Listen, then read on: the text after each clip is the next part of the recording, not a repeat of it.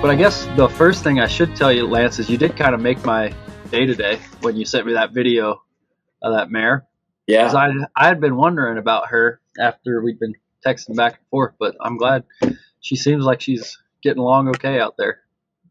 Yeah, we just pulled studs today, so we had to kind of get them in. And I seen her, and Sonny said, "Man, she looks pretty. She's fat." And I said, "Take a little video of her. Send it to Joe." Yeah, good. Well, yeah, she looks great, and it looks like you guys are still pretty green out there. I mean, I don't really know what North Dakota is supposed to look like this time of year, but I was impressed with how green it was. Typically, it's like really dry, but sometimes we can get some good moisture, and this is just one of those years. Maybe 2 of 10 years we get a good rainy summer, but last year was pretty bad. We were dry. It was brown, kind of looked ugly. Lots of grasshoppers. We got a lot of grasshoppers again this year, but at least things are green.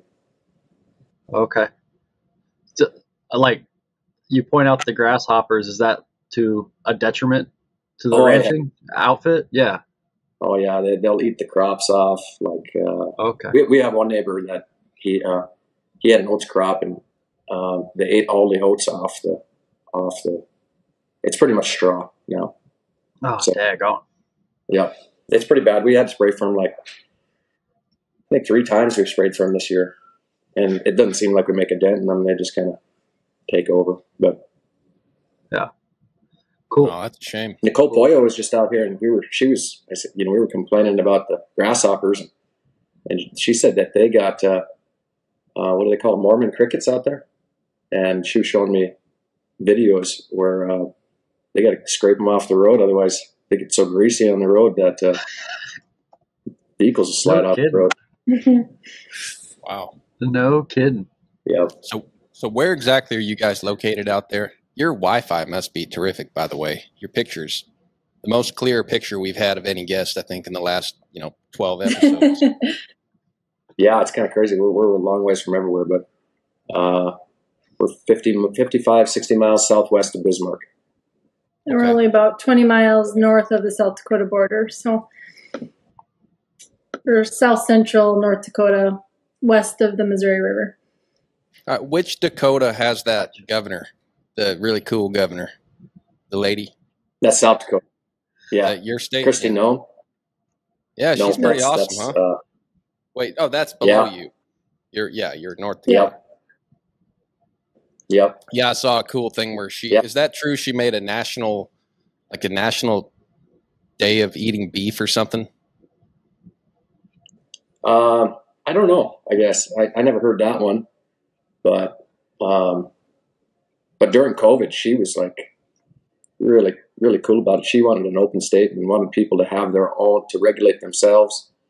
Yeah. And South Dakota kind of flourished during COVID just because of it. That's awesome. Yeah, I see little news flashes every now and then, and something in the Dakotas. I don't pay enough attention, but anyway, yeah, we were just getting ready to do this, and I realized I didn't really know where you guys were. Joe has kind of kept me up to date on that mare that he bought from you, and I've kind of lived vicariously through Joe as far as what I know about you guys. So I'm really excited to do this. Yeah, cool. Yeah, we're kind of in the middle of nothing, but we like it that way. Yeah. So I'm really curious to hear this whole spiel, because I've heard like bits and pieces from Lance, and then some other folks like I think you know Nathan Hahn, don't you? Out in Kentucky. Yeah. So Nathan has told me about your place a little bit because he's been out to see y'all a time or two.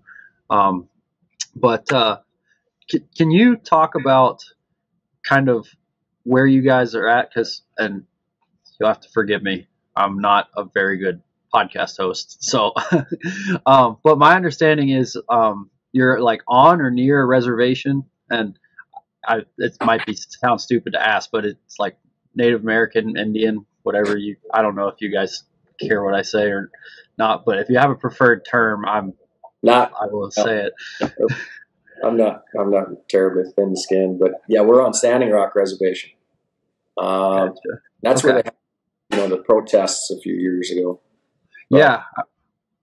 So that's how they got kind of in the limelight. But we live on the Standing Rock Reservation, and but we're enrolled members of 3 affiliated tribes, and that's just northwest of here, about, I don't know, a couple hours. Yeah, 150 miles, something like that. So, my mom, she's a Rickeraw. We're all a Rickeraws from 3 affiliated, but we live on Standing Rock, which is Sioux.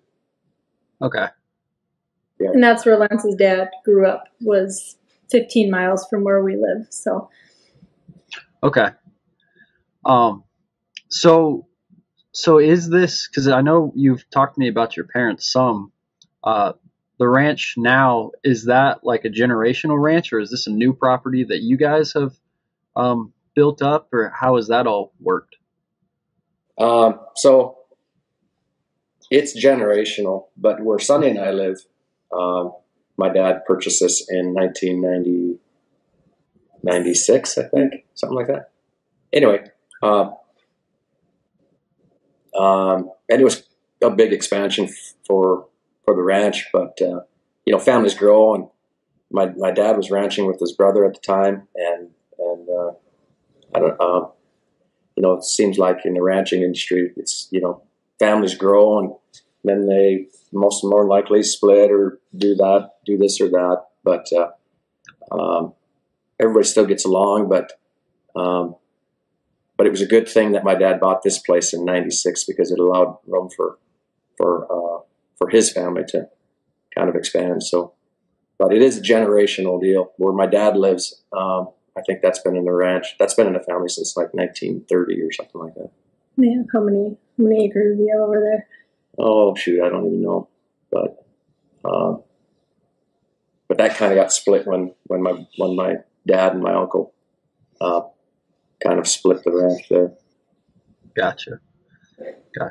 And so with that all being within the reservation, was there, like, how does one go about buying land in the reservation, I guess, because I don't really understand how all those dynamics work. It's really, and I'm not trying to like get into your books too much, but I am really curious about the process. This is really complicated, but I can try to explain it as much as I can. So back in, I don't know, when did they establish reservations? Probably like 1880 something or other. They set aside tracts of land for the reservations to be established, and the idea was that every Native American got 160 acres of land. They call it an allotted chunk of ground for every Native American. Didn't matter how old you were. Every Native American got 160 acres. And then after they give away all those acres, they ran out of Native Americans to give those acres to. So the thought being was, we'll offer this land for sale on the reservation, hoping that the white people will show the Native Americans how to farm and ranch, and kind of assimilate them, if you would say it that way, I guess. That's how deeded acres start on the reservation, and that's kind of how the Froelich family got started here too, because they were immigrants from Russia. They were Russian Germans, and so they were escaping persecution. I think probably in Odessa, Ukraine. I think where they're fighting now, and so they escaped that. And I think 2 brothers came over and they bought land on the reservation, and then when they made enough money, they sent for their siblings. Mm. And anyways, that's how it kind of goes on the reservation. Then there's 3 types of ownership on the reservation. There's the allotted acres that was allotted to each Native American when they started reservations, and then there's those deeded acres, which I just described, and then also there's tribal acres, which the actual tribe owns, and so it's kind of gets a little bit messy on the reservation, because all of that can be just kind of checkerboarded, and sure, and so that's kind of the history of Standing Rock, and pretty much every other reservation, I think. See, that's interesting to me, because I didn't know about the deeded part where you could basically, someone who was an immigrant could come and set up on the reservation if there was land for sale. Okay. Yeah. And it was cheap land because, at that time, I'm sure there was a stigma, I mean, they just got over the Indian Wars. So, for somebody to come and move onto the reservation, you were probably taking a little bit of a chance. But cheap ground. Yeah. And did that go like the way a lot of government programs go, or did that, I mean, clearly it worked out for y'all, but does that not build a lot of tension if you have, people from the other side of the planet coming and homesteading on the reservation? Yeah, I'm sure. I mean, there's still tension. Yeah. Which you can about imagine there would be, because they took a large chunk of ground away and said, hey, you guys got to stay here from now on. And by the way, we're going to sell some more property. Yeah. I can't even imagine. It's a whole different perspective than what I grew up with on the East Coast, which obviously a lot of that same story happened, but it's just it happened a lot earlier. So it's farther back in the generations, right? Right. Yeah. There's a lot of cool history though. And still today, if you just drive around my dad's place, they typically buried their dead up high, so they were closer to God. So you can still see some graves, and you can still see some ceremonial sites, and it's kind of neat. Yeah, that's cool. And so, I apologize, Ben. I'm kind of taking over, but I'm very interested in this stuff. Let Sonny talk to you. At what point in that history, and maybe I don't know your books and the whole operation, but I know Froelich, it's kind of synonymous with the quarter horses, right? At least in my mind, and the kind of circles I run in. So was there a time when, I guess my first question is, would you guys say you have a bigger emphasis on the horse herd or the cattle you run at this moment? I'll let you take this. I don't know. Action is the horses, but we need the cattle to help us. You can't just, we have 65 mares, but we couldn't strictly do that nonstop, so the cattle are a huge part of it too. So. Right. Absolutely. Mm-hmm. And help make the horses, I'm sure. Yeah, absolutely. Yep. It kind of takes it. Sometimes it's like this year, the cattle market is just crazy high. And so, seems like sometimes if the horse market's down, cattle market's up, kind of seems to balance each other out a little bit. One kind of saves the other. Mm-hmm. Right now, the last 4 or 5 years, the horse market's been crazy high. But before that, when Lance and I first started private treaty, it was not good. So it was kind of good that we had cattle, and so. But we do kind of play around with the idea of selling all the cows and just doing the horse thing. And then sometimes you have a tough horse day, and you're like, maybe we'll just sell all the horses and just get cows. No. Yeah. Yeah, just buy a set of overalls, call it a day. Yeah. Yeah, wow. That's cool. So the Froelich horses that, a lot of people think of today, when did that start? When was the horse herd starting to be developed and yearlings and colts being sold? My grandpa started in 1940-ish, somewhere around there. He started buying quarter horse mares, and before that, they were all kind of draft horses. They were all work horses because they just needed them horses to go do a job and pull a plow. And so the Quarter Horse Association kind of took off about them too, and so back then, when my grandpa kind of got into it, the shows, there was no working cow horse. It was just all halter horses. And so that's how he kind of got started. So, and, I can't ramble off what type of horses they bought. My dad would know, but that was way before my time, I guess. But yeah, cool. So it's been there's a rich history there, basically, of developing this horse herd, and I'm sure, like a lot of things, it's splinted off and gone a bunch of different directions over the years. Yep. Mm-hmm. Yep. Yeah. I think in the probably, and where it kind of took off was probably in the late 80s, 90s. There was a horse that my uncle Warren bought, I think, out of from the Shillas that are just west of us, and his name was McKeague, and he was a blue roan horse that we used here. And of course, I was just a kid then, but he was still around, when I was in my teens, but maybe even my 20s.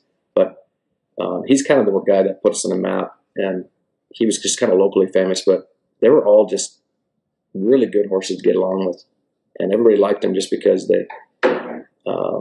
because of the disposition, and that's where the roan genetics comes into. And because before that, we were never known for breeding roan horses, but in the McKeague bloodlines, that's where the roan genetics come in, and I'd say probably 80 to 90% of all the horses that we raise will have McKeague on them somewhere on their papers. Interesting. This episode of On the Move is brought to you by Lance and Sunshine Froelich quarter horses. Guys, Ben and I both ride horses for the public, and we can attest to what a difference it makes to have good genetics and a good mind to develop a horse. Lance and Sunshine Froelich quarter horses is having a production sale at their ranch, which is located about 60 miles south of Bismarck, North Dakota, near the South Dakota border. Their ranch is in the heart of beautiful ranch country, and these guys are AQHA heritage breeders, and the family's been raising quarter horses for about 75 years now. They make horses that are meant to be on a ranch. All their horses have substance, good bone, good feet, athleticism, and a sound trainable mind. They run about 70 brood mares that live out like horses. They have big pastures and they foal outside. So these foals, from day one when they hit the ground, they're dealing with the elements and learning how to survive.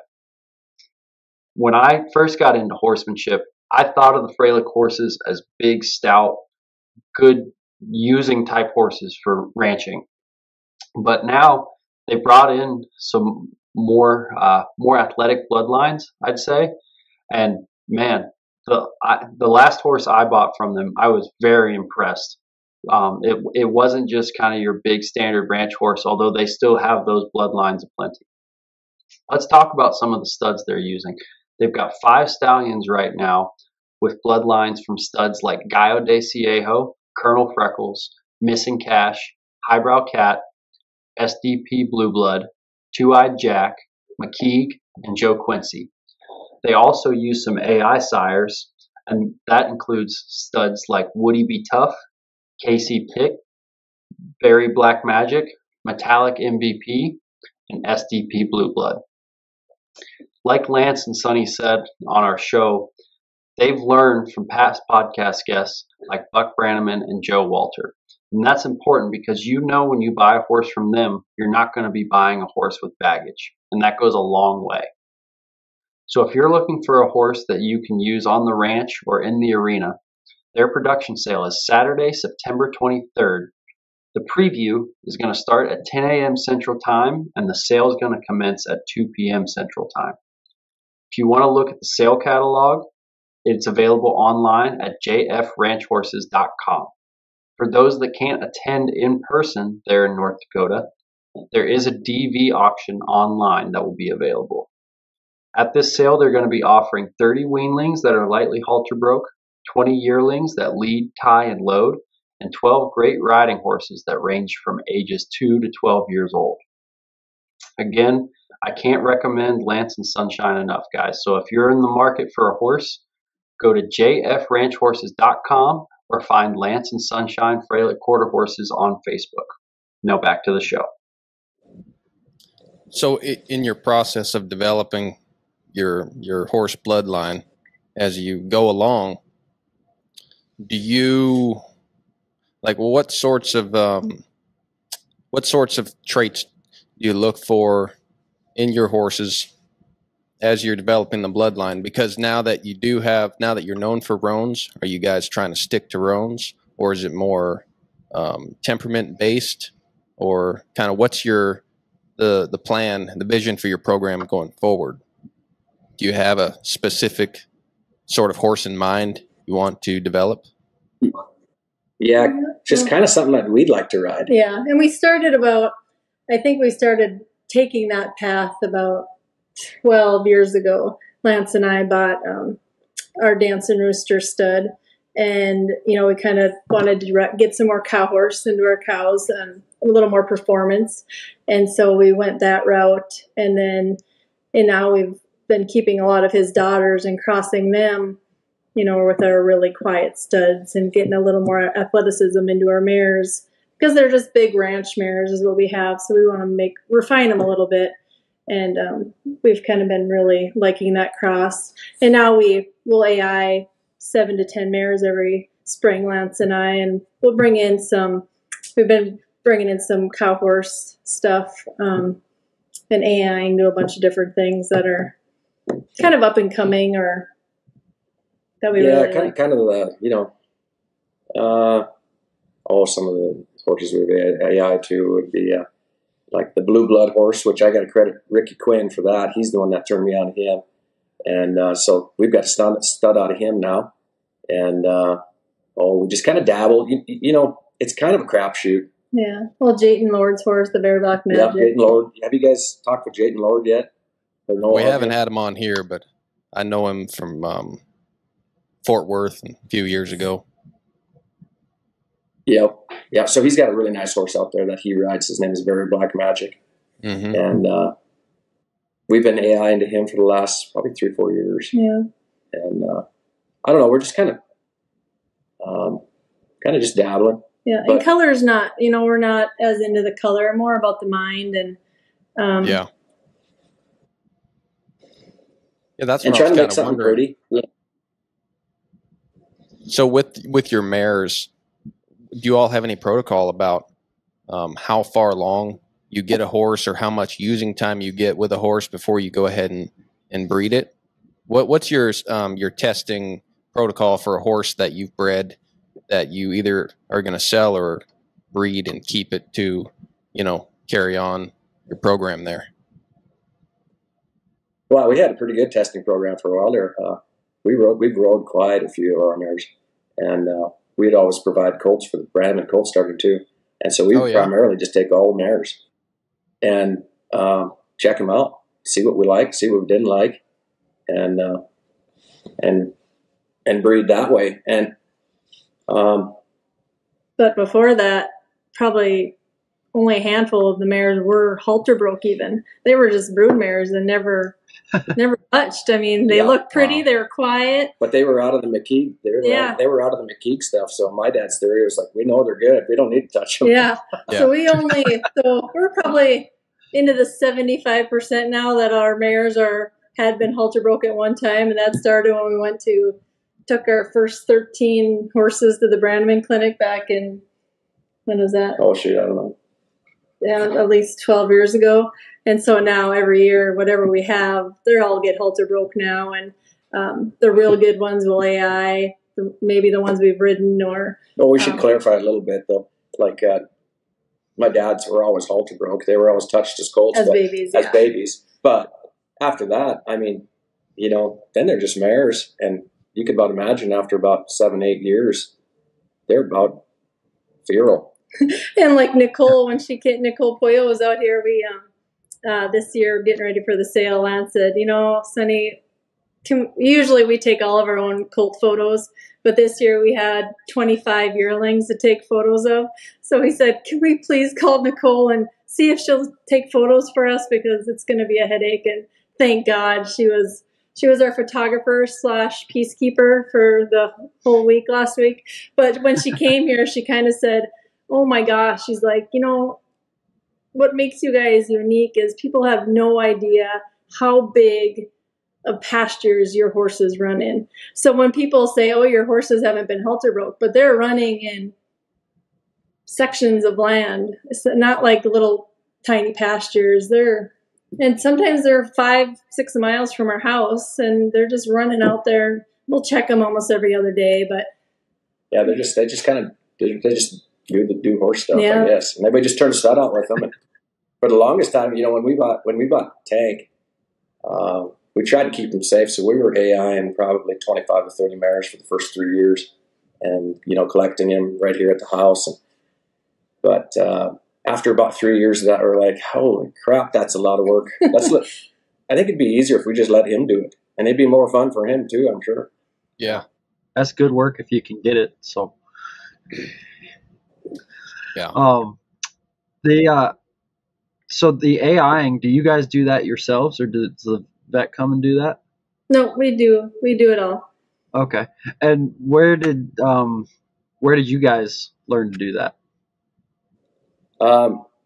We were pretty fortunate that just people we bumped into. There was a gal from Twin Bridges, Montana that came out here and showed us how to do what? She showed us the process of preparing a mare. And then truthfully, most of the AIing, the toughest part about AIing is the ultrasounding. And if you can get proficient ultrasounding, that's the most important part, because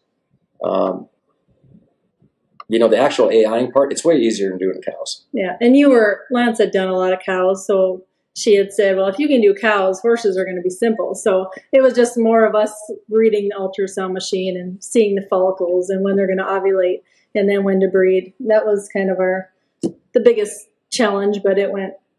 Yeah, and sooner or later you just got to do it, and once you start doing it, I mean, it just kind of, I mean, you get good at it, but especially if you do a lot of it. But and then we just had other people that showed us how to collect a stud. We bought a mounting dummy. We don't do a lot of it anymore, but we could still send cooled semen to about anywhere. But it's kind of a pain, though, because when people are wanting semen and our studs are out to pasture, now you got to pull that stud back into the corral and usually take him off. So we hire an outfit to freeze him, and if somebody wants semen, then we'll just send it frozen, so that way he doesn't interfere with our own mares getting bred. But yeah, we just kind of bumped into a lot of good people that helped us along the way. There was a gal from New Zealand. She was here.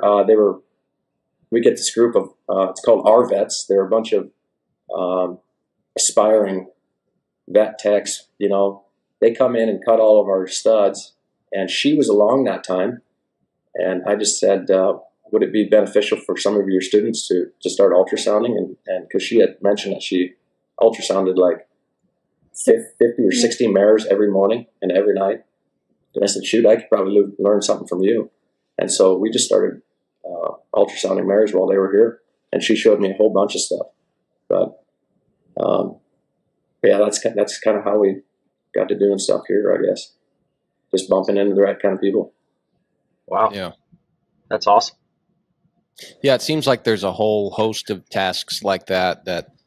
I mean, I don't want to get any, you know, vets or farriers or professionals out there fired or out of a job, but a lot of that stuff with a little training, definitely people should get trained first, but people are capable of doing that stuff. It's not rocket science. I mean, if you can run your computer or drive your truck or whatever, you can go learn how to ultrasound your mares. And like Joe and I, we're in the East here. We're in the East, and I've been living down here about 3.5, 4 years. It's kind of catching up on me now. But I've noticed that's a kind of a theme here. A lot of people are used to having, you know, the vet come, you know, heck, they probably have a vet come out and cut their calves, some of these outfits around here. Stuff like that. Like, they don't even think about it. They're just used to it.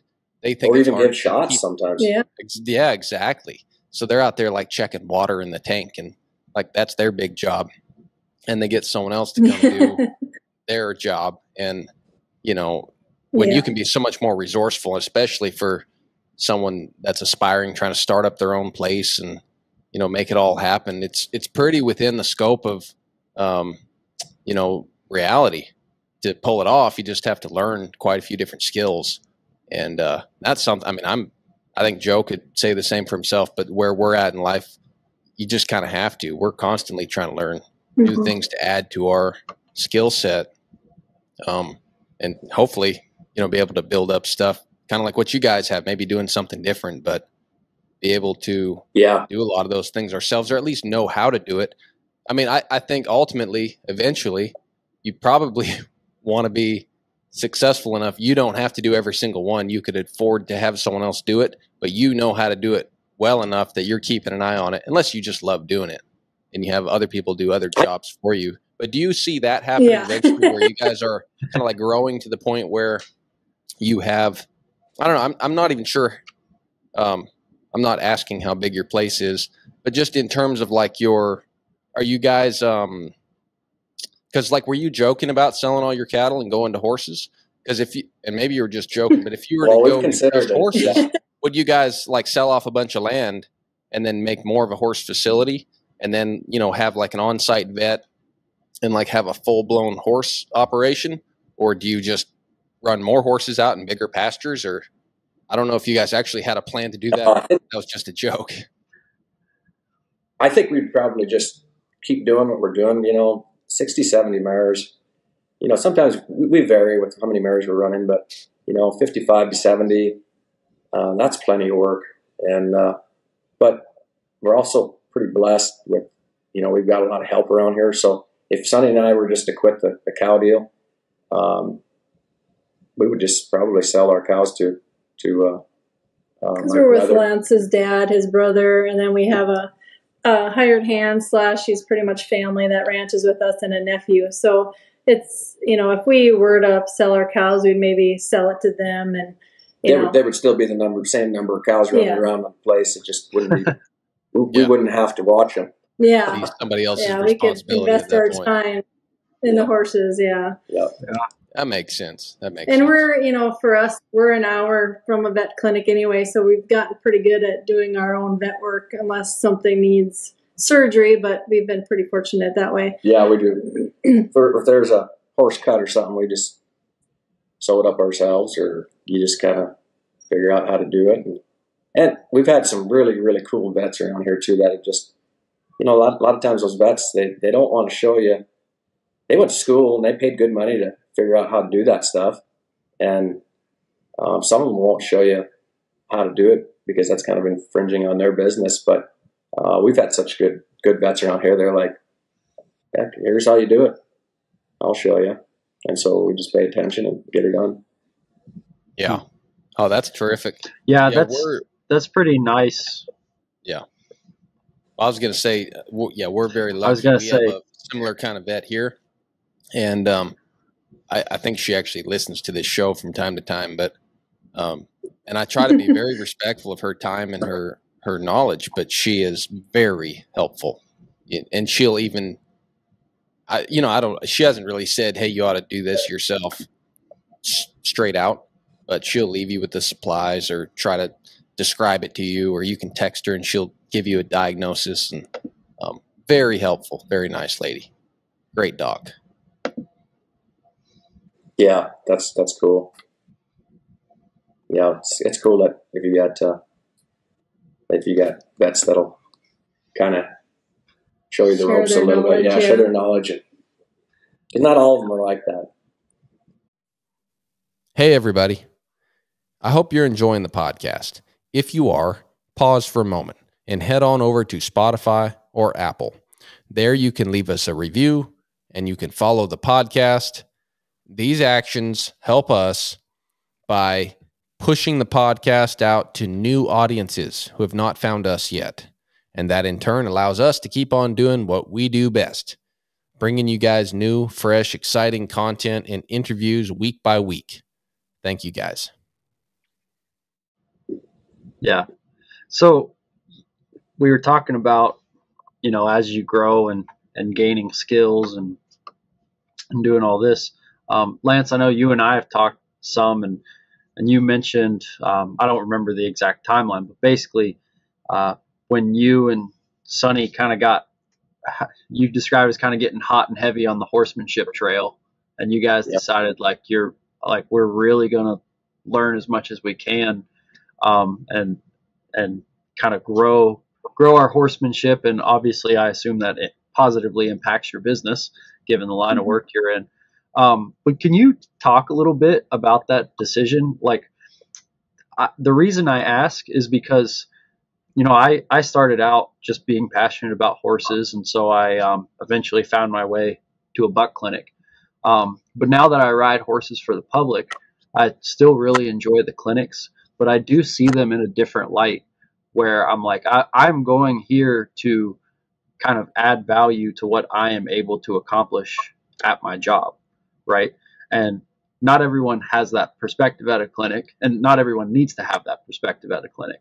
But I have found, being on both ends, that it is kind of a different approach, or at least a different perspective. So can you guys talk about how you decided to get on that trail in the first place? By accident, completely. Yeah. So there was a fellow that came in here. His name's Gary Myers, and he was buying horses from us. He drove into the yard. He never even told us he was coming. And he drove into my uncle's yard, and we went out and looked at horses. And he just said, "What's this mare? What's this mare this colt out of?" And I told him all the mare's bloodlines and stuff. And I was about maybe 25, probably, or somewhere around there. We were married, yeah. Yep. Anyways, Gary, he goes, "How do you remember all these mares?" And I said, "I don't know. I just do, I guess." And anyway, so he ended up buying 4 or 5 colts, and he said, and we're driving around out in the middle of nowhere, and he goes, "What do you do for fun out here?" And he said, "Other than horses." And I said, "Well, we really like to fly fish." And his eyes got kind of big, and he goes, I'll make you a deal. If I buy colts, you deliver them, and I'll take you fly fishing." And I said, "Where do you live?" He said, "I live in Twin Bridges, Montana." And he said, "Well, I'll take you fly fishing anywhere you want to go." I said, "You got a deal." So I got to be good friends with Gary Myers, and he did take me fly fishing that fall. And then another year goes by. And Mary bought a horse, Mary Branham. Well, before that, though, Gary goes, "Hey, you got to come out here and see and start these colts with me and Buck Branham." And I was like, "Who's Buck Branham?" And he goes, "You don't know who Buck is?" I said, "No, I have no clue." And he said, "Just get your ass out here." And that's when you went to Betty Staley's, and they were filming the movie then. Yeah. That time, and as soon as I seen him riding around, I was like, "All right, I've never seen anything this guy's done. I've never seen anybody else do what he can do." And so that's what started us down the road. And then we were pretty much following Buck for probably, 6-7 years after that. Yeah, because we went to Betty's a couple of years, and then then Riata had us come out to their place. We went to California to start colts with them out there. Where else did we go? That was pretty cool. Probably 3 or 4 years at the colt starting in Sheridan. And then we supplied colts for the Legacy of Legends for a couple of years, or 2 or 3 years, or something like that. But that's kind of where we started. And then so we really did just the colt starting with Buck. Really, we never did the afternoon clinics or anything. And then how did we? Then we kind of got into. Then we, got into Buck, and then we kind of learned. Then we met Joe Walter, and then we went to his place a few times and did more of the horsemanship and the roping. And who else did we go to? Oh, just kind of Kurt Pate. Just kind of chased that style around. Kind of everybody you guys know too. But yeah, we just tried to absorb as much as we could. Our kids were young then, so we could. Yeah. Now our kids are high school age. Yeah, our daughter's 18, and I said 2 years ago when we had our first sale at the ranch, I said I was about burnt out till sale came because we were riding so many horses a day by ourselves and trying to get them ready for the sale. And now I got a 16-year-old and an 18-year-old, and she's helping me ride these horses, and they're already, they've been learning this stuff. They don't know nothing different. Yeah, they don't know anything different. Where Lance and I grew up riding, just ride some figure eights and just ride and don't get bucked off. And now there's a whole different level of what they want their horses to feel like. And my daughter, she cut in high school. And so when we bought her cutting horse, she was a finished cutting horse. So her idea of softness and is just amazing. So she applies it to everything she rides for us. So, it has changed. But yeah, we just stumbled on it just because of kind of because of Gary, I guess. Yeah. And then we just chased it for we'd still be chasing it, but our kids have kind of taken over our lives. Football and rodeo and volleyball and all that stuff. So we just didn't have time for anything else. Yeah. Yeah. So what spurred that chasing? Just because you were excited about a different way of doing things, or? Yeah. I mean, the old style was just kind of, bang him up and get on him, go. Yeah. And when I seen what he could do with his horses with possibly less time, and seeing how soft they can get, and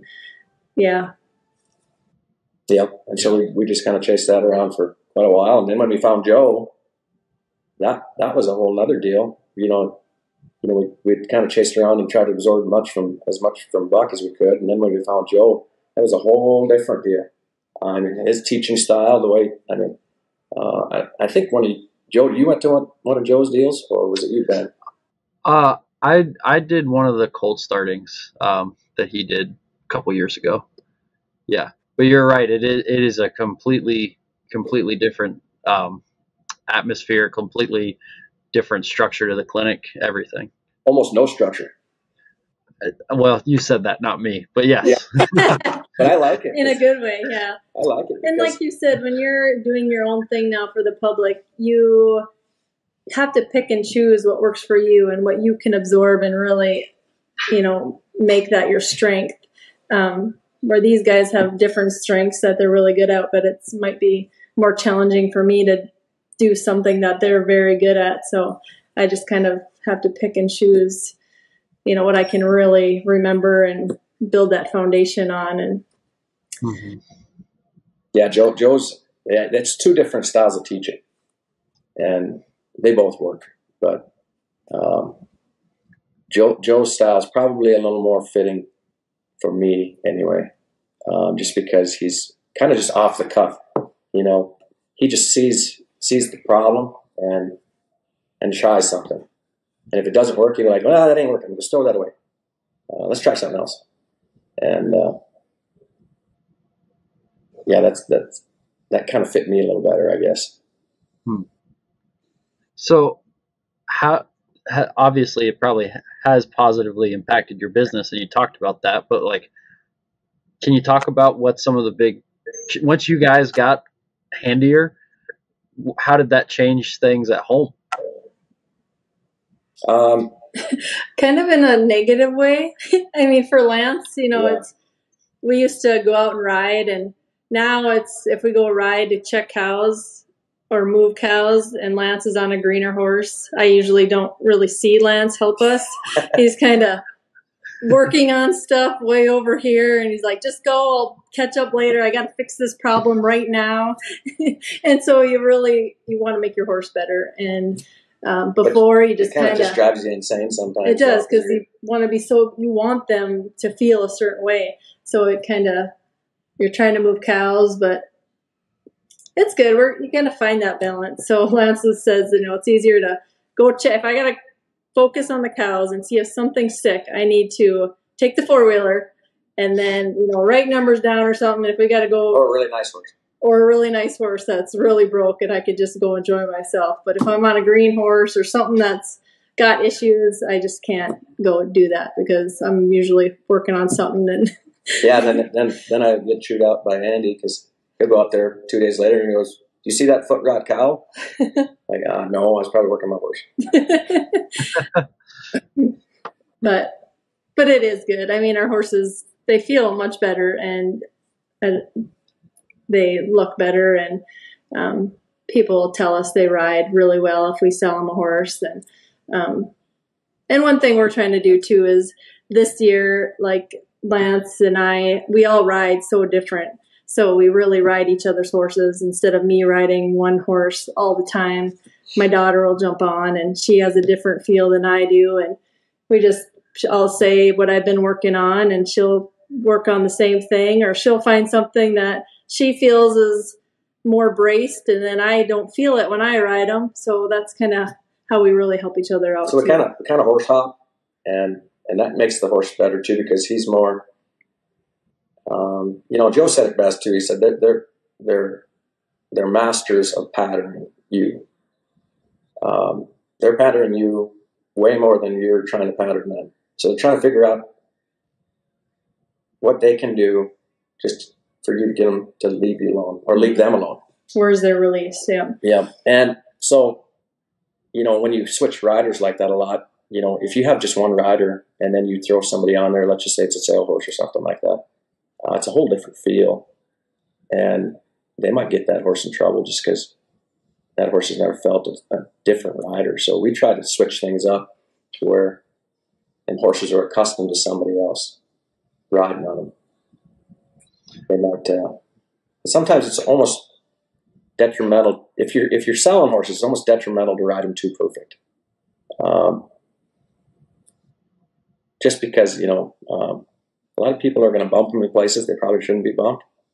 But if you're getting on one, it's probably, if you're selling a broke horse, it's probably not a bad idea to step on one every once in a while and maybe knee him in the hip a little bit and see what happens. Because sooner or later somebody's going to do it, and if they get bucked off, then you're going to be the asshole. Yeah, one thing I've noticed with riding for the public, I've got a gal that helps me now and feeds for me when I'm not there and stuff. And, she's been wanting to learn, and I'm helping her to the best of my abilities, but I'm also helping her get to like buck clinics and things like that. And one thing I've noticed that's really helped the outside horses is once they get started and they get going a little bit, maybe I'll hop on them for like 15 minutes at the beginning, and then I kind of hand them over. If I feel like they're gentle enough, I'm like, okay, now you go ride them. And realistically, she's got more feel and is doing better than the majority of the clients just because of how often she rides and stuff. But man, that does, when the time comes for the client to come back and pick up their horse or try out their horse after however many days and see what progress it made, having more than just me on the horse does seem to make a big difference in just getting that horse to kind of go with the flow a little more. Like you said, not be so used to the same pattern. And honestly, in the beginning, I feel like maybe the purist in me, and it's not like I'd say like the horses I'm trying to develop for myself. I'm not saying, hey, go hop on my horse. But those horses I'm riding for the public, where their job is like, your job is to be like a gentle horse and kind of go from A to B and do whatever. Having multiple feels on those horses, it does make a difference. And I think maybe a couple years ago, the purist in me would have disagreed with that, but I can see a difference now. So yeah, sooner or later you got to kind of put them in a tough spot and see what happens, because you're going to get there anyway someday. But you try to prepare them for that, but sometimes you just can't, and you just kind of go with the flow. But well, and I feel like you can watch someone else ride a horse, maybe like it's a colt you started or do something, and you're like, oh, okay, yeah, things are going pretty good. And you watch them do something, like maybe try to turn the horse a little bit or something like that. You're like, oh, maybe I was filling in a lot more there than I realized, because that looks a lot tougher. And so I'm like, again, not that I feel like I'm any kind of gift to horsemanship, but you realize what you've really taught them and what you're kind of like helping them fill in, and you need to further their education on those things. Mm-hmm. Yeah, and that's tough selling horses to people sometimes, just because. Oh, sometimes you throw one on and you're just like, oh, please, everything go right, please. And not that you're trying to make a sale, you just want everybody to stay safe, And just because of what we're talking about there, everybody feels a little different, rides a little different. People are getting bumped in spots that they've never been bumped in before, and you just want to sell a good, honest horse, and I mean, yeah. Well, that's an interesting topic. So, do you guys ever have somebody that wants to buy a horse and you don't want to sell the horse to that person? And do you ever have trouble telling them no, or is it easy for you? Yeah, we try to. Like, sometimes, you got kind of a stingy one, and you try to tell folks that, maybe this one just ain't the right one, but they really like it, so you kind of have to just bite your tongue and let it play out, I guess. But I don't know. And just try to be as honest as you can. You're honest, and you say, you can watch me ride him. This is how I ride him. You cannot give him any time off. If you give him time off, you're going to have to lunge him and, move him around. Get tight or something. And, when they come back and say, well, he bucked me off. Well, what happened? Well, he didn't want to go, so I jabbed him in the ribs. Well, when's the last time you rode him? Oh, 2 weeks ago. So It's like, we weren't being dishonest. We told you need to ride him every day. And if you don't, and some of these older guys, they don't believe in doing any groundwork or cinching them, walking them off, re-cinching them. They just think cinch as tight as you can and you go get your job done. So that's one thing, like our kids really know what to do now. They got chewed out a few times. You don't do that, but a lot of people don't know. And so, we try to tell them as much as we can, but you can't really change their way of thinking sometimes.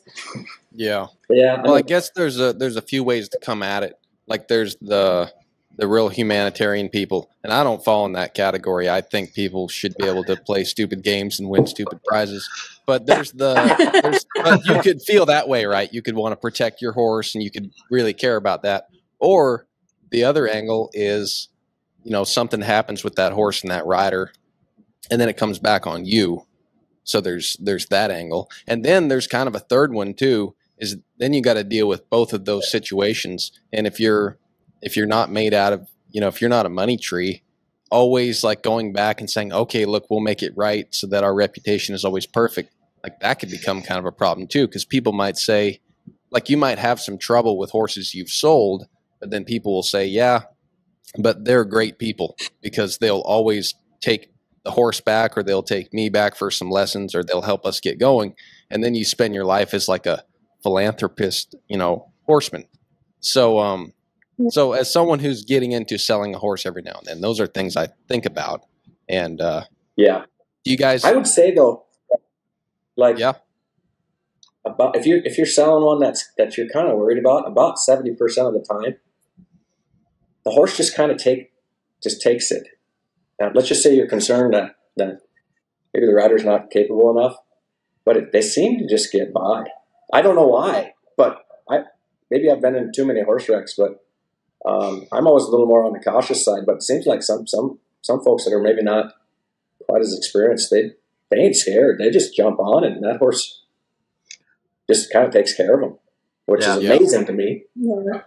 Or sometimes, like you're saying, sometimes they'll come back and some years they'll be like, oh man, we didn't keep any fillies. Like, how are we going to keep any daughters if we don't keep any fillies? And Lance always says, don't worry, they always find their way back. And so that's true. So that does happen that way. Sometimes people's lives change. They do, yeah. I mean, some folks might buy a horse when they're 65 years old, and by the time that they go to start them at 67 or 68, they've got aches and pains, and they're not capable anymore, and they know it.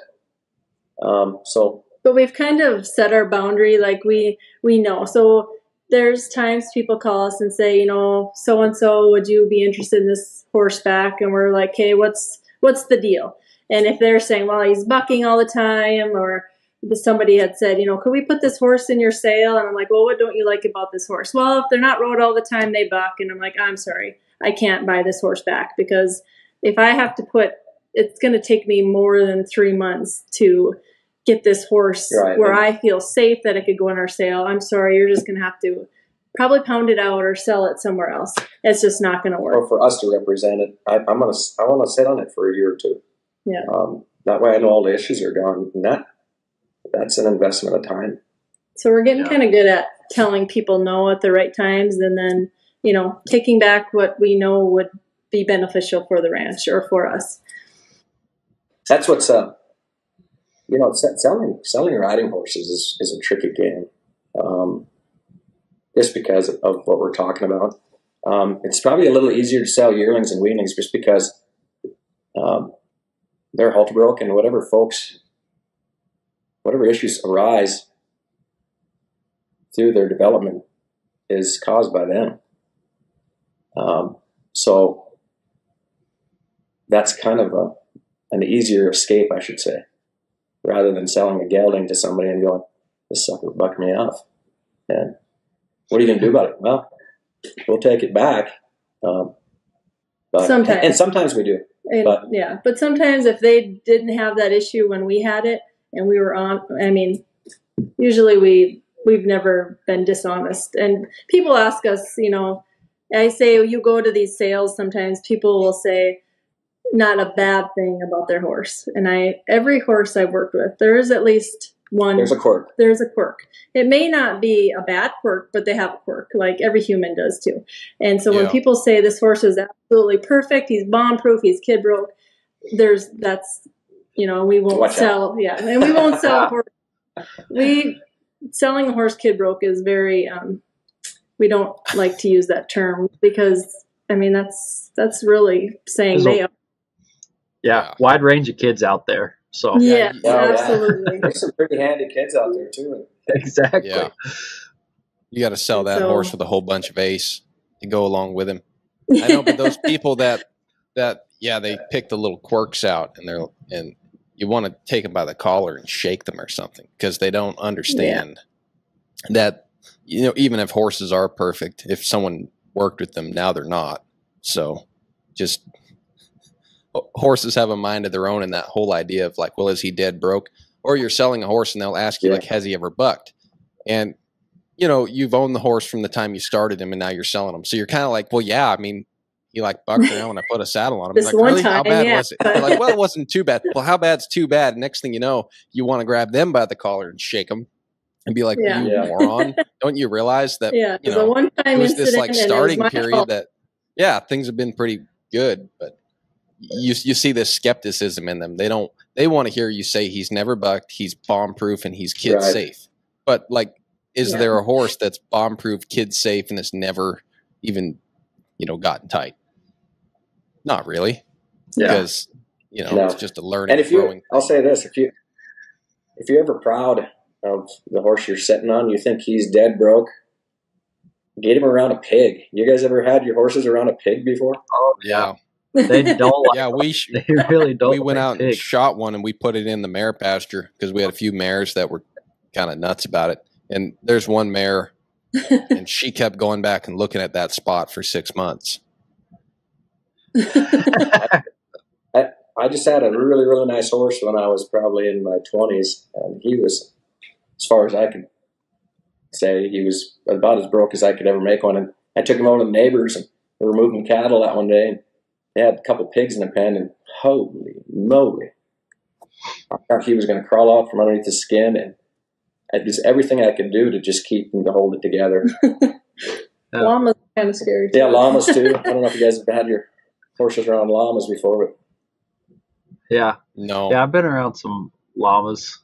They can be kind of gnarly. Well, and even you get some like uppity goats sometimes. They don't care for goats around here too much, it seems like, until they've been around them a little bit. But Yeah.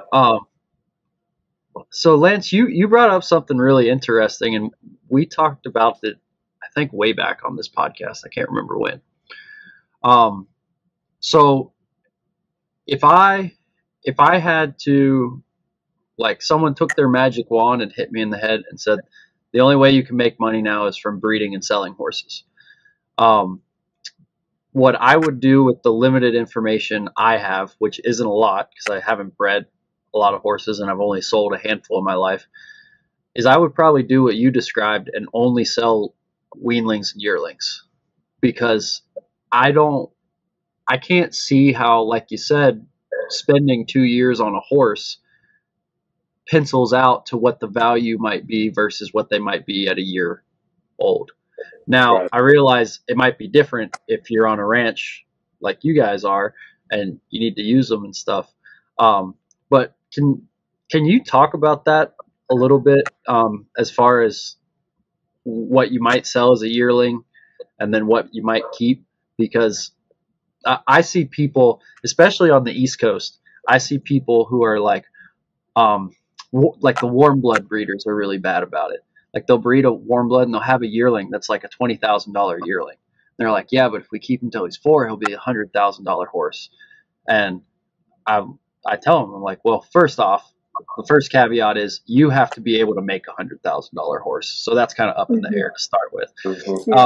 And 2, do you know how much like time is going to go into making a good 4-year-old warm blood? Because I mean, they're even slower maturing than the quarter horses, right? So by like the green horse classes, they're not even allowed in them till they're 5, and then they do green horses till they're 5 and 6, and then so 7. I don't know anything about that world, but I'm interested. Yeah. Well, that's kind of I really only know what I've seen through my fiance. She does hunter jumper stuff, and she's kind of gotten some horses that she's gonna, been riding, and she's gonna sell a couple this winter, I think. Hopefully, she's gonna try to sell a couple this winter. But that, like, for them, a horse is 5-6 years old. He's doing the green horse classes, at least in Virginia, and that's kind of like the equivalent of your futurity horses, right, in the AQHA stuff. Right. And so he's really not doing his job until he's 7 years old, and he's not going to be in his prime till he's 10. Yeah. And so it's like, yeah, those horses are worth a pile of money, but people don't see how long a time it takes to make that. And so, but again, if you treat them like cattle and you wean them and sell them, it seems like the margins are almost better there than spending all that time.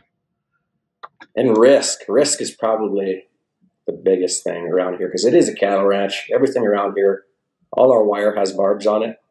And so, we, knock on wood, this summer we haven't had a single wire cut, but there's somewhat summers around here where, God, it's horrific. You might have a lightning storm or something like that.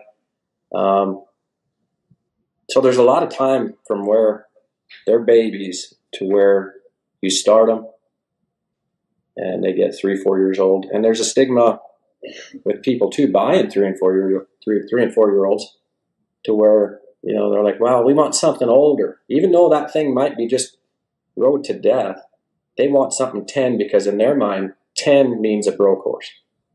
And then, if you keep them for longer than that, let's just say 15, 16, now you're on the opposite side of that. Like, well, why do I want to buy a horse that's on the bottom side of his deal? So there's a happy spot in there, probably 7 to 12, somewhere in there, to where there's kind of a market for those broke horses, but it takes so much time to make a good one.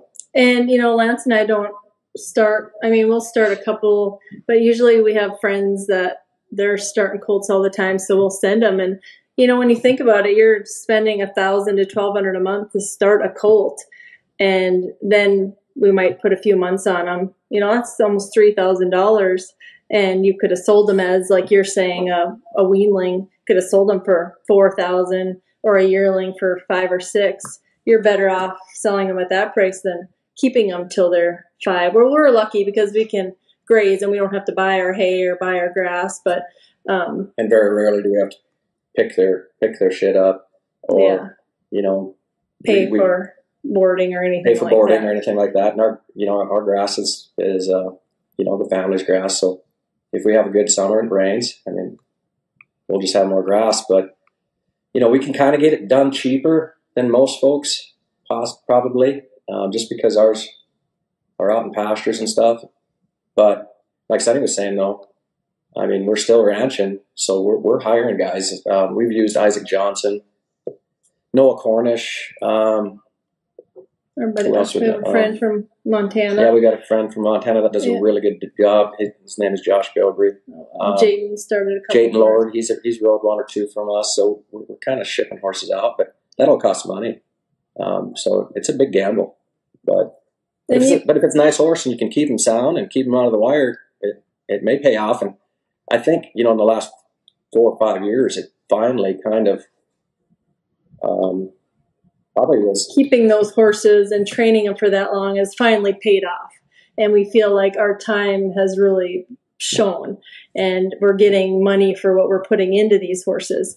And but prior to that, somebody wants a 10, 12-year-old horse, but they only want to spend $4,000 or $5,000. Well, we can't afford to do that. And when you tell them you want 10,000 or more because they are really handy, they're, before they're like, well, there's no way.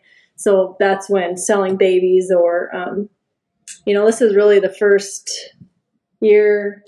Usually when we wean them in October, they will stay in a dry lot and we have pipe corral. They'll stay there till April or May 1st of that following year. And this year or last year, we have 25 yearlings that'll be in our sale. And we made the decision, we're not turning them out to pasture because somebody is going to get cut, and it'll, be the end of them probably. So we've had these yearlings in our corral for, since they've been weaned almost a year and a half ago. So just to keep them safe. So we're hoping that will help with their value because it's all just kind of risk management. But it does take, especially these young horses, they just try to hurt themselves on a daily basis. Yeah, makes sense. Doing it that way would catch up, though, after a while. Like Joe was laying out the math. But if you were to put in the equity and work hard for quite a few years, then eventually you're going to always have horses that are just, getting finished and ready to sell. And you'll have babies being born, and you'll have ones in between. And, of course, you probably can't keep all of them, but you'll have a whole program of horses that you're keeping, raising, riding, selling them as pretty advanced horses. And now you're building, a name for yourself in other areas, too, not just your horse flesh, but you've got good quality horses heading off the place. Yeah. And we were, private for 12 years, and we had always talked about, okay, we're going to have a sale one year. We're going to start having sales again. And finally, the one year we just bit the bullet and we're like, we're going to have a sale. We're going to sell every baby. And we only had maybe 1 or 2 leftover 2-year-olds, and we just sold everything we had. And then because I didn't want to just pluck out the good ones and go, this is what I really like. I want to offer the best of what we got.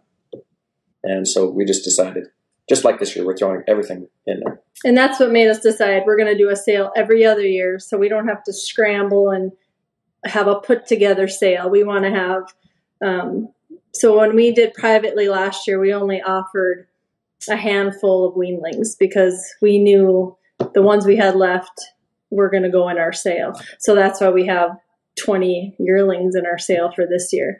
And we wanted to stay true to whatever geldings that we put in the sale that we had sat on those horses for at least a couple of years. Yeah. We didn't want something we just got back. We didn't want 3 months ago. Yeah, we didn't want to trade horses. Yeah. So all the horses that we'll sell, either we rode or friends of ours that we respect as horsemen, they're riding it. Can you talk a little bit about, you said there you picked out a couple weanlings for private treaty. Can you talk about your maybe weanling and yearling evaluation? Because I've kind of come to the conclusion that I'm terrible at it. I've been asked to halter break some horses or even start some colts, and man, they look like real ugly ducklings. And then I maybe get them back as a 3-year-old. I'm like, man, this horse looks great. So I've kind of determined I'm a terrible judge with those really young horses about what's going to turn out and what's not. I'd say like whatever you see as a weanling, so you really evaluate him as a weanling. And if there's something that you don't like about him, let's just say that you're like, well, he's kind of common-headed. But another thing, Lance and I know the mares so well that we know, well, we really want to keep this mare's foal because we just love her colts every year. And there's just some mares we're like, yeah, she's all right, So we're like, we'll offer that one. If someone buys it, they buy it. And but let's just say there's a baby, a weaner that you look at, and he's just kind of like a common-headed colt. And if you don't like it right away, you're definitely not going to like it in 2 years. They don't get better headed; they get worse. Every once in a while, they might grow into their head just a little bit, but things don't really improve too much. Or if they got a flat shoulder or a weak hip, they kind of carry that, and you can hide a lot of that with fat as far as yearlings or twos. But if you look at them as babies when they're nursing on that mom, what you see is what you get. And if you don't like something, it'll just compound itself in the future. That's interesting. Don't they say there's a couple of ages? Oh, I'm sorry. I think we got a little delay. Don't they say there's a couple of ages where you can see a horse at maybe a year and then at 3 years? I don't know what age it is, but they say that is like it's a miniature version of what it's going to look like when it's fully grown. It's kind of in between the gangly growth spurts. Yeah. Yeah, that 2-year-old year is a pretty tough year, yeah. But Nicole couldn't believe our yearlings. She said, I never guessed when I was going to take pictures of yearlings they would look like this. And I said, well, they get good feed. We don't overfeed by any means, but they're on just a basic ration, but they have good hay, and they look phenomenal. But I know after, this coming, we really try to feed them in their 2-year-old winter too, or this long yearling winter and coming too, because that is a very awkward stage for them. All the teeth and all that going on. Sonny kind of elaborated on it a little bit earlier. We sold the Brannemans a weanling years ago. Anyway, rode him quite a bit. His name was Ray, but he was a monster. Like he was probably 16-1, or I think she still has him. I think her kids ride him. Her and Gabe's kids still ride this horse, but this guy is a monster, and he was probably 16-1, and we normally don't ever get one to grow up like 16-1, 16-2, and that big. But that was all due to how good Mary took care of that horse. I mean, she just fed that sucker, and I mean, you can grow him. In those first couple of years, if you don't feed them, they will have a poor start. So that's why we really take care of them when we wean them off their moms. And that first year, if we do keep them, we take really good care of them for that reason. Yeah, you can't stun them. That's for sure. Now, you were talking about kind of keeping, I guess it was your yearlings that you were keeping in, which makes sense because you're trying to basically keep everyone intact and not lose a horse to wire cut and stuff. Are there adverse effects to not having them on pasture that you have to kind of mitigate when you do that? Their feet will grow some. Yeah. You might trim their feet more, but they're in a big lot. They're probably in probably an acre lot. So they got plenty of room to run around.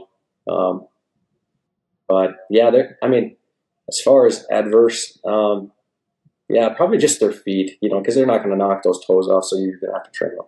But other than that, sooner or later they're going to have to go outside. But well, maybe not. I don't. You know, you never know where they're going to go. You know, maybe somebody's got a pen where it's all continuous fence or something like that, and they may never see wire in their life. But most ranchers, especially around here, them horses will see barbed wire. But there's ways to kind of reduce your risk there too. I mean, you can kind of turn them out with some old mares, maybe that might show them the ropes and take care of them. And if they get spooked at something, might keep them from running through the fence. Or what about just not grazing on grass? Does that affect them? No, as long as you got pretty good hay quality, there's really no adverse effects, I guess. Are you guys making your own? I guess. Hay? Yeah. Yep. Yep.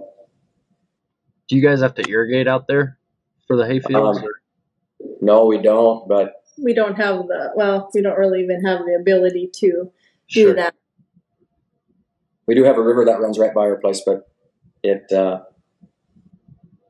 of one of those deals when you need it, it's not there, and when you don't need it, when you don't need it, then we get rain. if you don't need it, it's rained. But yeah, we don't have a very good source of water to irrigate on, so we're kind of at the mercy of Mother Nature. Gotcha. All the time, especially in the wintertime. Yeah. Yeah. So what does that look like as far as keeping the horses there? Because, for example, on the East Coast, if you there's plenty of horses. Like, we have a farm, ranch here, whatever you want to call it, but the horses here at least have some sort of cover, and obviously we get way more precipitation than you guys do in a year. But basically, our pastures are either going to be partially wooded, or there's going to be some kind of like artificial run-in or something like that. And I can't imagine that being like that out there. So how does that kind of get managed when they're turned out for the winter? Boy, they're tough. I tell you, yeah. them horses are tough. A few years back, it was around New Year's, and we had just a lot of snow, and they were about 4 miles south of here, and they were just the broodmare bands. Yeah, and it got real cold, like 25 below, and so I recruited the neighbor and his snowmobiles, and we went out there and we drove them home, and I rolled out 2 or 3 really good alfalfa bales for them, and I made the mistake of leaving all the gates open, and they just ran back because they were happier just to go out and graze. There wasn't enough snow that they couldn't paw through it, and they looked good. So I thought, well, hell, if they want to be out there, then have at her. And we're really lucky. We have a lot of protection here. So we have a lot of trees, really good hills, and so they do have a lot of protection and nowhere to go. And all of our young horses, they stay in the yard here, and so they get straw down, and sometimes we'll just put them in the barns, the babies. So we're pretty lucky. The ones we got to watch a little bit is the aged mares. Typically around here, 20 years old is that's an old mare for us, because you know it gets so damn cold in the wintertime. They get arthritic, and then it's just tough on them. And so we try to move them before we have to see them go down or get in a bad spot. So it's just the cold that kind of affects those older mares. So yeah, 20 years old for a mare around here, that's kind of the spot where we need to find a different home for them. And is that what's kind of the reproductive span? When do you start and stop breeding mares? We'll expose them at 3 years old, and then I think we still probably exposed a few mares at probably 18, 19 You can years old. start seeing when those mares get older. You can start seeing it in the babies when they're about done. The babies they're thinner when they're born, and they just kind of never really shed that winter hair, and they just look poor. And that their mom, milk is worse. yep, their milk is bad. So you just at that point, you're like, yep, that's her last baby. She's just, taking more care of herself than she is her baby. So then we just kind of decide that way. Sure. And do you have to do anything particular with those babies, or are they just they're kind of ended up being the run of the litter? Yeah, kind of, but they'll grain up good. Up. Yeah, they will. They kind of catch back up if you kind of grain them back up. They'll catch back up. They turn into horses too. Yeah. But you can just see it on those, like Sonny said, on those older mares. You just see that their hair coat just maybe not quite as shiny. So you just kind of have to evaluate them and go, yeah, it's about her time to stop having babies. That's interesting. I'd never heard that. And then what do you do with an old We were talking to that you're all done with? A lot of times, it depends on the mare, but sometimes we've got some mares that will never leave the place, but we'll let them die here on the place, or we'll have to put them down. But other times, it may sound tough, but we'll sell them just pound them out. And they go on a truck and, maybe go to Mexico or Canada or whatever it is. But I tell you what, that may sound bad, but if you ever see one go down out in the middle of winter, and it's a lot worse for the coyotes to get them. And so you just kind of have to bite your lip and move them. Hell yeah. Yeah, I've been beside a few old horses that croaked, and it looked a lot worse than going on a truck somewhere. Mm-hmm. Yeah. Yeah, and she still served a purpose somewhere. Yep. Heck yeah, they made a thing of $8 makeup at CVS. About the size of your pinky. Yeah. So near the beginning of this, Joe, you might have something connected to what we're already talking about, though. No, I really don't. So go ahead. So you guys, I think you mentioned performance horses and showing a little bit. Have you guys gotten into showing? Is that kind of something you did before horsemanship? Do you still do it now? What's your experience with that? Never. I just was in just a few shows, and I did really poorly at it. But I tried it. I'd like to try to do a little more, but it kind of scares the hell out of me. And I just kind of grew up riding horses here at the ranch, so to go in the arena and have somebody judge my horsemanship and my horse, it does scare me. I mean, I would try it, but I have tried it, but I think my daughter, she's not going to have that fear like I got, but because she's been in it already. But for me to do it, it's just kind of. And we talked about it with Joe while he was here too, about showing a horse and what you got to do. Help. He was trying to help us, and I think in a couple of years, you never know. I mean, our son's already going to be, he's a junior, so we'll be empty nesters already in a couple of years. So we have, it's something we've thought about. So it would be fun. Yeah, I'd like to cut. I would really seriously like to cut, or maybe do rein cow horse. Yeah. I've had some buddies that rode broncs with me, and they said that it's about as close to as exhilarating as getting on bucking horses and take one down the fence and cut one back. Yeah. And I've never done it, but have you guys ever done it? No, I haven't. No, so you rode broncs for a while? Yeah, about 10, 12 years, yeah. Yeah, I mean, I guess most ranch kids end up riding broncs sooner or later, but it's kind of a rite of passage in North South Dakota. Yeah, I can imagine. Did you have any real bad wrecks, or kind of get out of that clean? I kind of got out of it pretty clean. Just a few minor broken bones, but nothing big. But broke a wrist one time. Broke my big toe. But that one hurt actually worse than my wrist. But no, yeah, you need your big toe. People don't realize how important that thing is till you hurt it. You walk out of the arena and you're trying to be tough, but your toes broke. That's tough to do. Yeah. It's kind of a funny sport. Is that does your son ride any rough stock? Yeah, we just come back from the high school finals in Gillette. He made it to the high school finals in bronc riding, so that was his first year getting on broncs, so it was a good experience for him. He bucked off both his horses, but that's all right. He's been riding. We've been to the junior NFR a few times in Vegas with him, so riding the mini ponies a while back, but he's been to spots. And he went to the junior high world finals in Des Moines.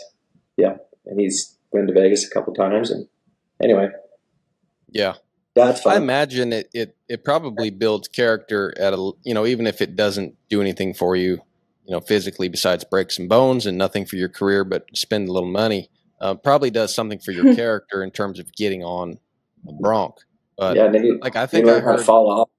Yeah, there's an art in it. I think J.B. Mooney said, if you're not doing it to be the best in the world, you should just quit. And early on in my, in my horse pursuit, I went to some practice rodeos and I was hanging around those guys and got on a few broncs. And then I don't think I loved it that much, and then I didn't do it.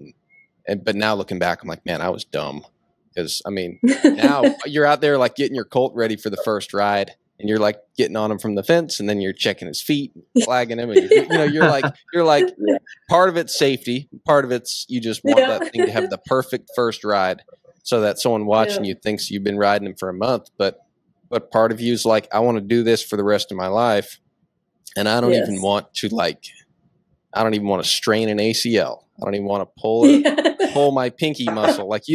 You want to feel great at the end of the day. At least I do. Yeah, for sure. But then you find other things in your life to kind of put some hardship in there. Getting up early, going out there and just saddling your lineup. That's kind of hard. But I'm sure for that younger part of your life, it's probably good for you to try to get on a couple of broncs and do that for a little while. I think getting on broncs, I'd probably get more nervous getting on colts for that first ride than I did getting on bucking horses, because you knew what was going to happen when you crawled into chute. These things were going to buck. But so when you crawl on your colt for that first ride, you're trying to stay relaxed. If you prepared them right, but you still don't know exactly what's going to happen. And you might have to make a bronc ride. Hopefully you don't, but there's always that off chance where you might have to bear down. But for me, for getting on the bucking horses, that was less nerve-wracking for me, just because I knew what to expect. Where you swing a leg over a colt for that first ride, well, let's bend you here, bend you over here, and let's hope that things go well. Yeah, that is true. There's a certain feeling that you want things to go so smooth, not just for safety, but for his mind, that, the occasional colt that you're riding and you're like, man, this thing we just need a rock and roll, the big pen with the gates tied shut.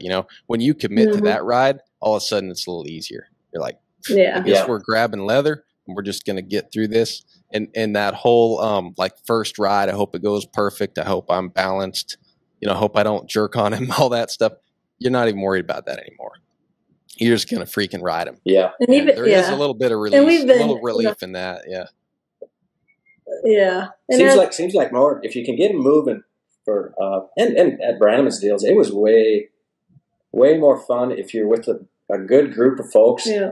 And you're kind of, I never worried then. I never really worried too much, but you're always, he had a good way of preparing those horses to where, when you stepped on them, you got those horses moving pretty quick.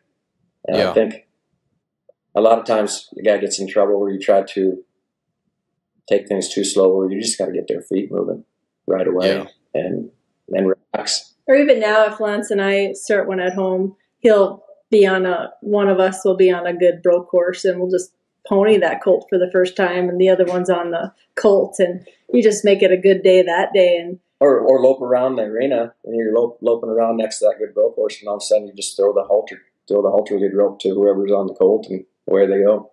Yeah.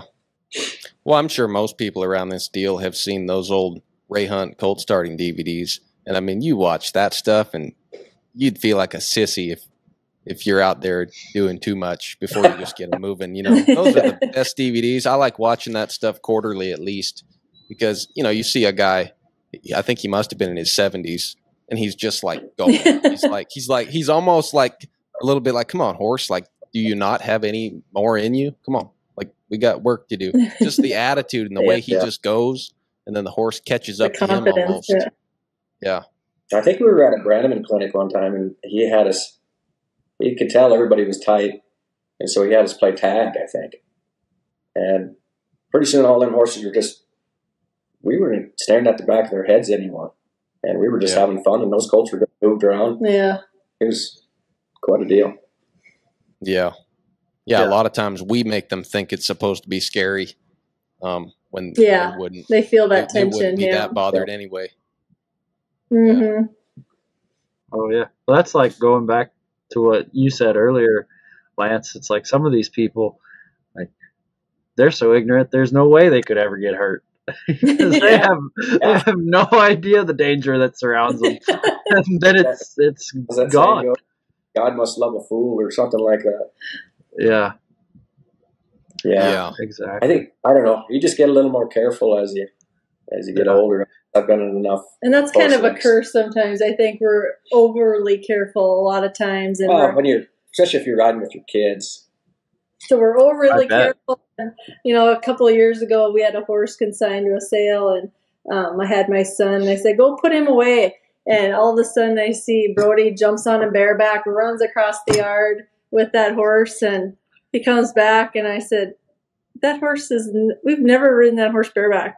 I said, but he did totally fine. And Brody's just like, oh, he does good. And this horse was kind of a more watchful horse. So I was, well, I guess he passed that test. Yeah. And well, like we had, sometimes we had John Benninger on here last week, and he was telling us a story about his daughter, Flora, getting drug around by a horse early on, like right before they met Buck. But it's stories like that. And then you add up a lifetime of seeing that stuff. And like we do a little internship here at our ranch in Georgia, and all the time you'll be riding behind a guy, and he'll go through a gate and his stirrup just misses getting caught by something that would have caught it fast, you know, or their rope, you know, they catch their rope, you know, in their horse's front foot, and the guy that headed it didn't see it, and like stuff like that. And they have no idea. And you're just watching these possibilities take place, and you're like, I'm glad I'm not you. And I hope you live, you know, hope you live to see the end of the day. But but they don't see it, and nothing bad happens, and they survive. But you think of all the chances, like the 1 in 100s that could go wrong, and they're not even aware of that stuff to eliminate it yet. Someday they will be, but the more you're aware of it, I think the more you're just eliminating that 1 in 100 chance that could come along and just ruin your day. Mm-hmm. We were at a colt starting in California with Buck, and Sonny had a really nice filly. She was starting for some lady, and anyways, there was about, 10, 12 of us in the round pen, and one horse got to Buck and bucked the guy off, and he was tearing around there, and Buck got his rope down and roped this horse, and he had a 60-footer, and the rope was coming towards me, and he had to flip it over my head to get me out of the way, and I was like, holy crap. Anyway, he had to finally let go of the rope, and this horse was tearing around this round pen, and all the horses went to the center, and then this horse started going to the center. He was just getting tighter and tighter circles around the center, and we all just moved out of the center, everybody but Sonny, and her horse was standing in the middle with about 7 or 8 coils just enveloped around her, and I looked over and I went, I'd find a better spot to be in a hurry because you're about to be in a bad wreck. Yeah.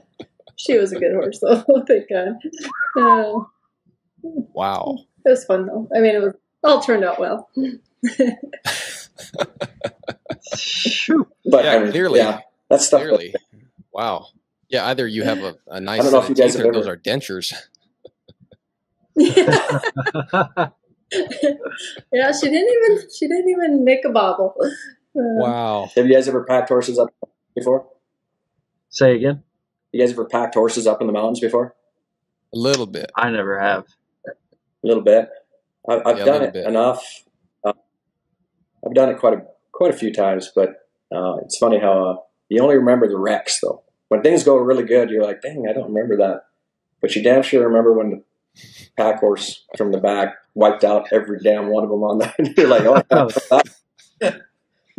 oh, yeah, or the green horse that you took along and tied where you shouldn't have tied it, and some hunter that hired you, carries a leg of elk over there and doesn't realize your horse is kind of spooky, and you lose him and your gear gets all torn to hell. Yeah, you don't even think about the fun times acting like Jeremiah coming down the mountain.